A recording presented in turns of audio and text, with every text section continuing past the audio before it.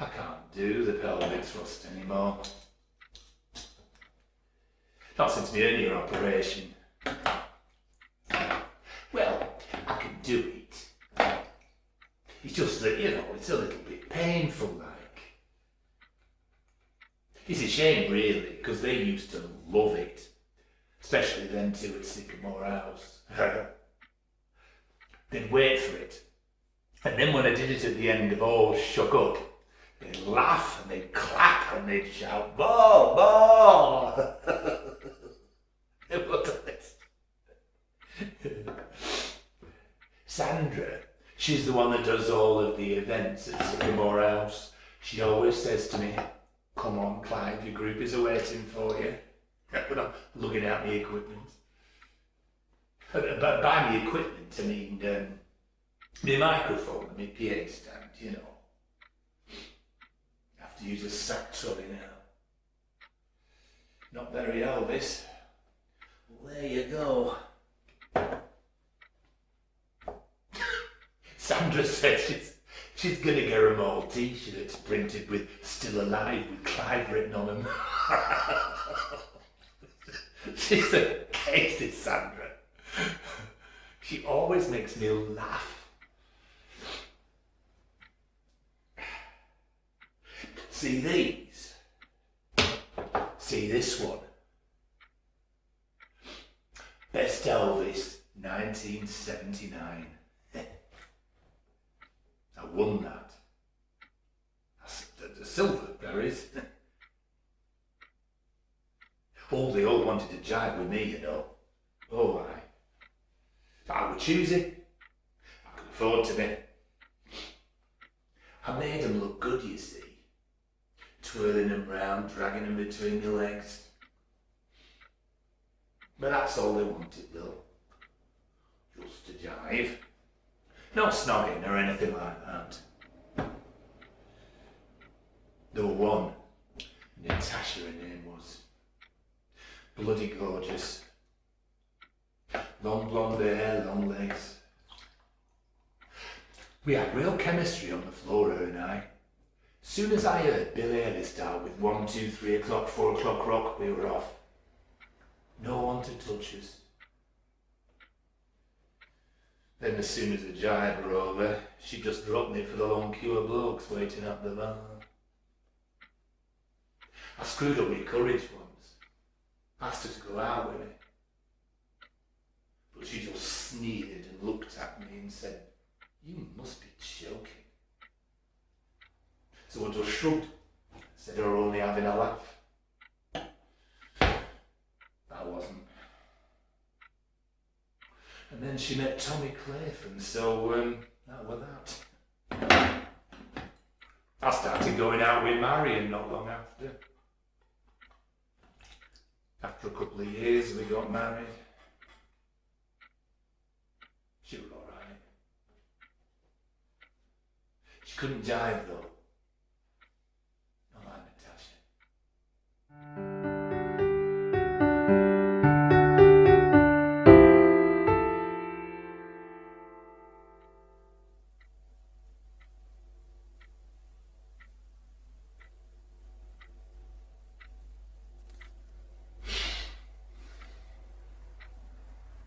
Last time I were at Sycamore House, it were a bit special like. It were Violet's 100th. Imagine that being 100. I mean, it does make me wonder, about the way we look after them. I mean, sticking them in front of a telly all day. I mean, they get looked after, don't get me wrong, but oh, it wouldn't do for me. Anyway, there we are at Sycamore House, and there's Violet in a wheelchair with a telegram from the Queen. And we're having cake and sherry. Very nice. And then, I get up, and at the end of All Shook Up, forget, don't I? I'll go and do my pelvic thrust. Not thinking, you see, I was just performing. Well, the pain was that bad, I had to hang on to the microphone stand to stop myself from falling over. Sandra saw what had happened and she come towards me across the dining room. She took me into one of the little rooms at the back. "Lie down," she said. I said, "Sandra, the show must go on." She said, "Oh, give over, Clive," ignored the London Palladium. "Now lie down." I said, "Sandra, I've got to get back out there." She said, "Oh, shut up, Clive. Half of them don't even know you've gone." I thought that were a bit harsh.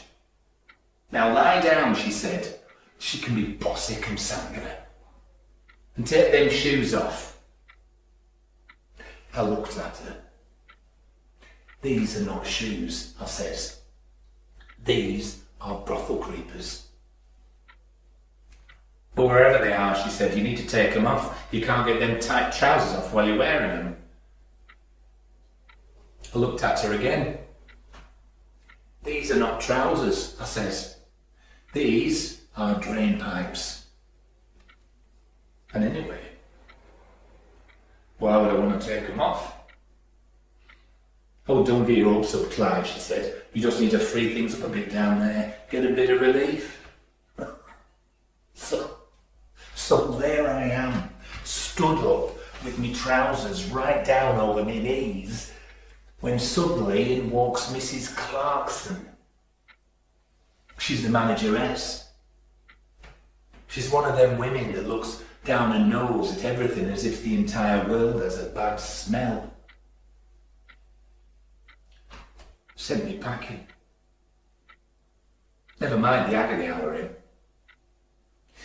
"I think it's time you left, Mr. Penrose," she says. Do you know, I do 3 homes now, not just Sycamore House, and I have never walked out early on any of them. I have never walked out before the end of one of my gigs. But to be fair, I didn't walk. I staggered. Sandra helped me get my stuff back in the van. She's a good lass. Anyway, I'm all right now.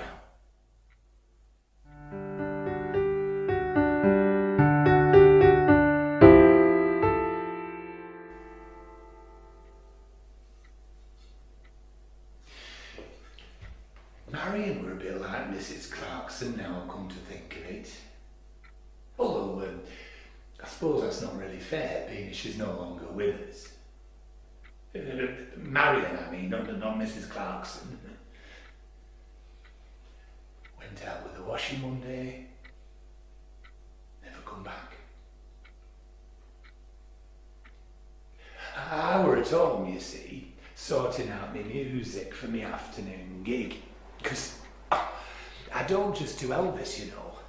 Oh, no, I do a bit of Frank Sinatra, some Matt Monroe, a bit of Dean Martin, and all the old wartime songs, and White Cliffs of Dover, The Long Way to Tipperary. They love them, the oldies. It brings back memories, you see. Anyway, so there I was, sorting out my music, and I saw her go out with a washing basket. Next thing I know, Mrs. Birch from next door's coming, and she's shouting, "Clive, come quick, she's collapsed on the roses." And she was tugging at my shirt, and it was one of them with the frills round the cuffs. I mean, you can't get them anymore, so I had to try and stop her, but she just kept on. "Clive, come on, she's covered in a wet sheet." And that were it. Massive heart attack. I asked Stuart to come back from Australia for the funeral. I didn't know him.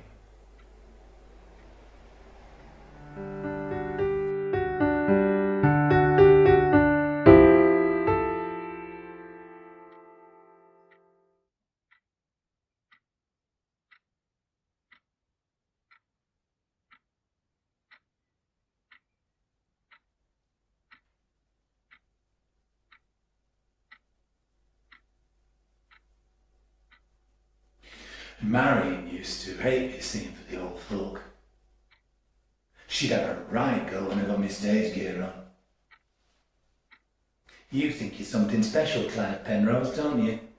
Well, let me tell you, you're not.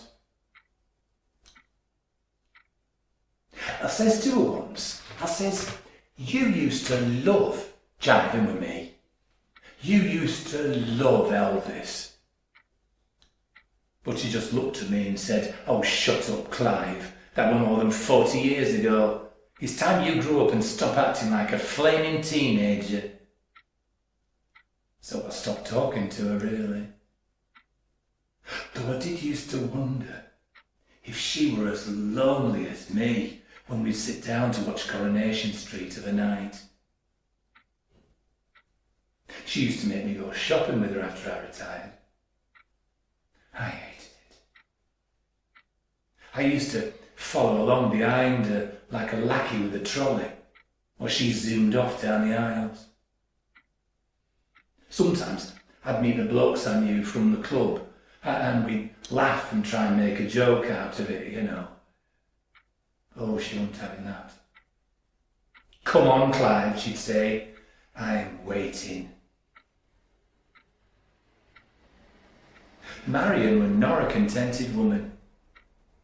I mean, I knew I was a disappointment because she told me. I'm disappointed in you, Clive Penrose, she'd say, looking me up and down.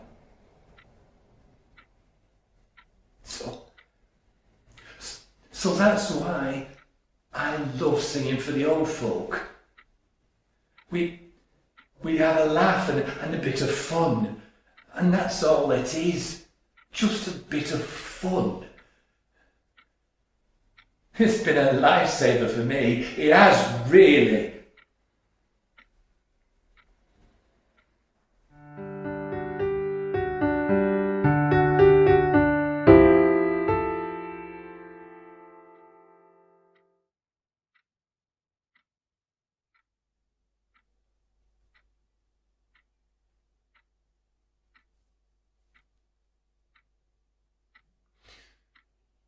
This letter come today.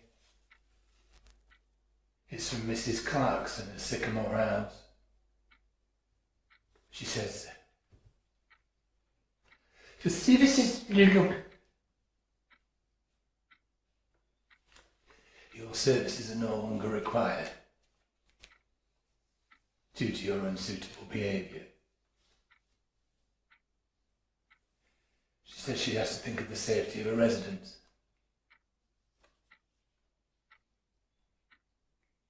She says she's writing to the other 3 homes that perform that and all, so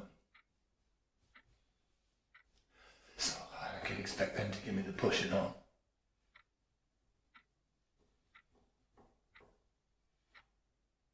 This kind must be well and truly.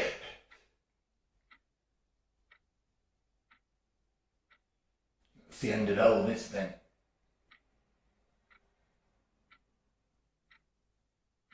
I shall miss Sandra and the old folk.